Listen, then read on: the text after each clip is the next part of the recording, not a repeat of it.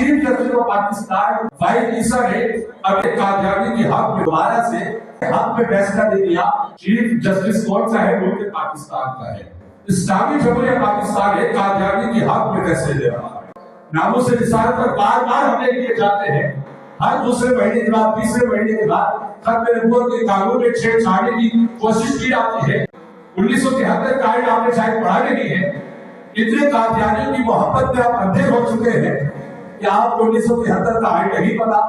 जब कादियानियों को खैर कादियानियों को अक़लियत करार दिया गया है, अब आप उसे कैसे मजहब कह सकते हैं?